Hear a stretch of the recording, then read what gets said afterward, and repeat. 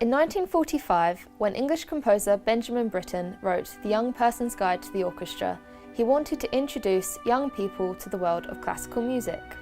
Some 70 years later, CG animation filmmakers from the University for the Creative Arts in Kent are bringing his work firmly up to date. We're creating a full 17-minute adaptation of Benjamin Britten's The Young Person's Guide to the Orchestra.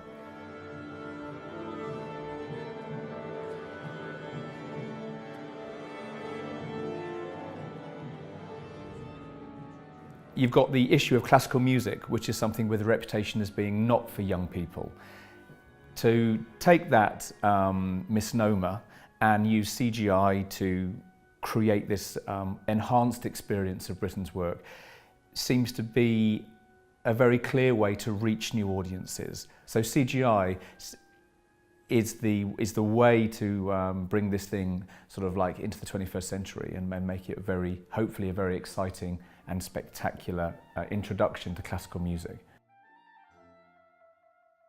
It couldn't simply be a decorative piece of animated wallpaper for 17 minutes. It had to have a story, and stories require characters, and stories require conflict, or they require some kind of resolution. For me, the approach was, yes, I want to sort of close my eyes and visit this world of sound and sort of look around and feel surrounded by it. It's taken a team of 17 students and staff from UCA to create this new animated world of sound. I wanted it to be as participatory as possible and to involve as many of the students and graduates and staff as possible. With that in mind, we had this idea of crowdsourcing the art direction. Very simply, the creative community of the course was briefed that we were sort of looking at turning sound into cities. They captured what I was hoping to find, and what it gave us was this sort of like slightly retro UPA style, mid-century modern quality to try and create a film that felt like it had always existed. My production designer, Emily Clarkson, has been working with me for the duration of the project. Emily gets the script, generates the drawing so we can choose and we can have discussions. We're sort of creating sort of an adventure really through the music. You feel the music and you hear the music, but we're now adding a visual aspect to it. So I'm designing lots of buildings and sort of the Lego aspect of the orchestra, in that I'll create all of the buildings, the bridges and stuff like that, and then we'll see how to assemble them later into a whole environment that fits Jordan's cinematography. It's a really big project in an animation sense, and because one of my jobs is to pre-visualise it all before it can be made, you're trying to kind of wrap this film in your head before it even exists. You're trying to work it out before you've shot anything.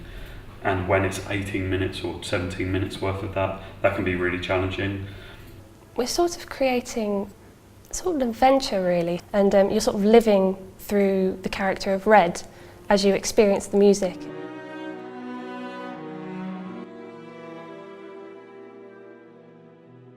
Red is the character the team created, a little red musical note who takes his first steps into the world of instruments, which Britten's composition explores. And I felt that if we were going to follow someone's journey into this kingdom of sound, and this was a piece of music and an experience for people perhaps arriving at classical music for the first time, then the obvious thing to do was to make a protagonist that was in the position of our audience. So that's how Red was born. And essentially what we do is we follow his journey from arrival as he moves through all the way through the different discrete kingdoms, through the musical groups that are physicalized as cities. It was absolutely inevitable that the percussion movement would be in terms of a district, in terms of a physical space, it'd be a massive building site. So the cymbals would be like big conveyor belt machines crashing, that you would have girders made of xylophone bars. And it was right there for me. If the music is syncopated, the action is syncopated. If there's a crash, that's a reaction. For example, the oboe movement is so lyrical, it's so reflective and beautiful, that moment can only travel at the speed that the music wants. If I didn't know what Red was thinking or what he was looking at, I just had to go, hold on, and listen to what Britain's music was telling me.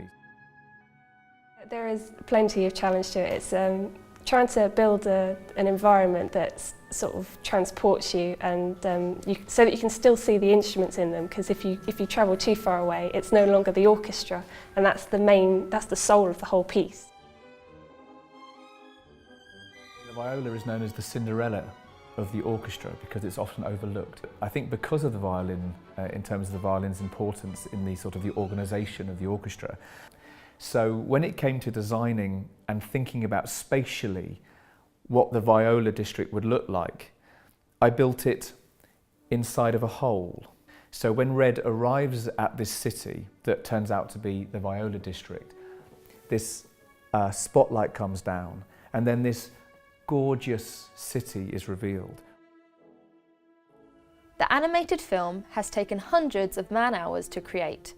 At its French premiere, the young audience will get their first chance to meet Red and visit the Kingdom of Sound for themselves. Today, I've just arrived at the venue here at Abbeville, France, for the performance of Red and the Kingdom of Sound, which is the film that we have spent the last 14 months putting together. So you can imagine that we're excited and a bit nervous about how it's going to work. Their challenge is to deliver the experience of this film to music in a way that is as close to the original vision as possible. The benefit of this film is that it's not disturbing the music, but it's explaining what's happening in the music. And I think for children it's very important to hear and to see at the same time. And it's reinforcing the two things. The challenge for me, it's a difficulty, because I'm not completely free anymore as a conductor. I'm not allowed to slow down when I feel now I should slow down or to speed up. So I have to be exactly together with the film. I hope the orchestra is in tune, together, beautiful.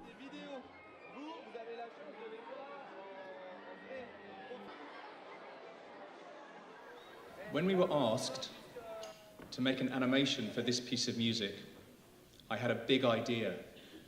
I imagined that the orchestra was like a fantastic kingdom of sound.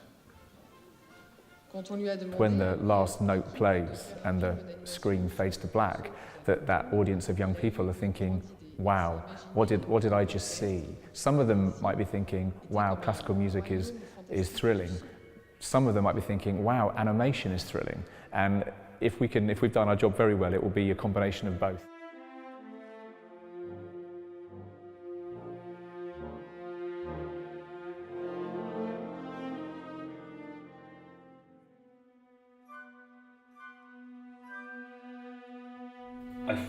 The big legacy would be that you hope that lots of people see it from various backgrounds, whether that's kids or adults. So whether they're a huge lover of the music itself and they've always seen animation as something that didn't interest them, hopefully that can bridge that gap. I think when we have a hall full of children, it's our future public. That's the importance of it. It's thrilling for them to hear a big orchestra and a movie. It must have an impact on the kids. So I'm sure they remember it forever.